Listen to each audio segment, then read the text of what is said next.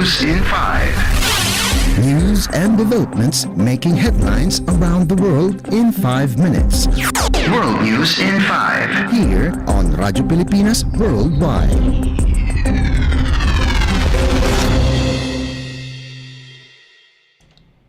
Good day. This is World News in 5 here on Radyo Pilipinas World Service.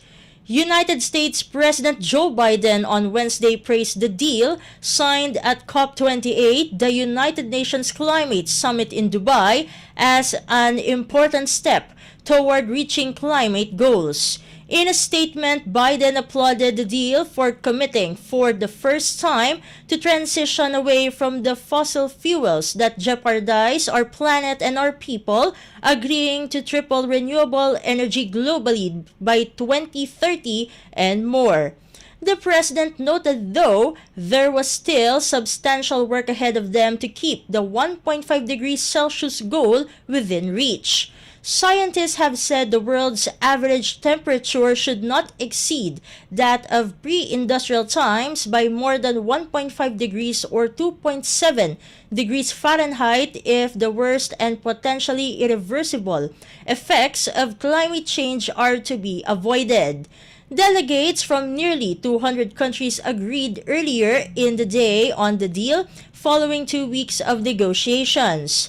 The plan takes aim at the main drivers of planet-warming greenhouse gas emissions, and more than 100 nations had pushed for even stronger language, seeking an explicit phase-out of fossil fuels. The final agreement calls instead for transitioning away from fossil fuels in energy systems in a just, orderly, and equitable manner, accelerating action in this critical decade. World News in 5. Here on Radyo Pilipinas Worldwide. In related news, widespread satisfaction over a pledge for the world to transition away from fossil fuels was tempered at COP28 by the failure of China and India, the world's most populous nations, to endorse a related promise to triple their sources of renewable energy by 2030. Experts attending the Global Climate Conference that concluded on Wednesday in Dubai said China was reluctant to sign on to the pledge because it has already had a major expansion in renewables in the past few years, making the goal of tripling current capacity that much harder. In the case of India, the experts say carbon emissions are already lower on a per capita basis than in most developed countries, and the government feels it is unfair for the nation to be held to the same standards. More than 120 other nations signed on to the pledge, which also calls for a doubling of energy efficiency in the same time frame. The agreement calls for the world's renewable energy capacity to be increased from the current 3,400 gigawatts to 11,000 gigawatts by the end of the decade. Francesco Lacamera, Director General of the International Renewable Energy Agency, or IRENA, welcomed the agreement in an interview with VOA. Lacamera said they believe it is the most realistic course correction to urgently accelerate the global energy transition away from fossil fuels, trigger systematic change, and overcome the barriers stemming from fossil fuels.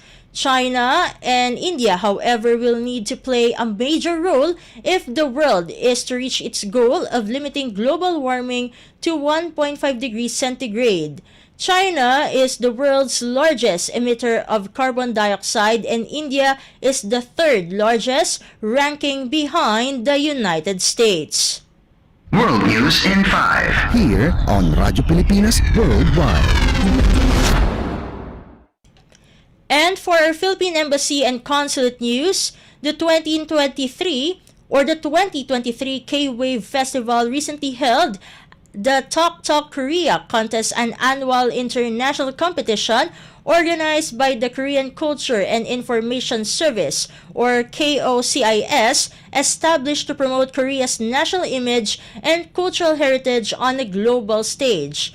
KOCIS is also an affiliate of the Korean Ministry of Culture, Sports, and Tourism. With this year's theme, Unveil the Diversity of Korea, Talk Talk Korea received over 52,000 entries worldwide, which were in the form of photographs, webtoons, essays, videos, and drawings which highlighted various aspects of Korea such as K-culture, K-music, K-food, and K-beauty. First prize winners from the Philippines were Francis Aya Nacionales in the K-culture category with her essay on Korean culture in subways, and Amiel Gian Surla aka Sunshine Myung in the K-music category for her creative conceptual dance cover.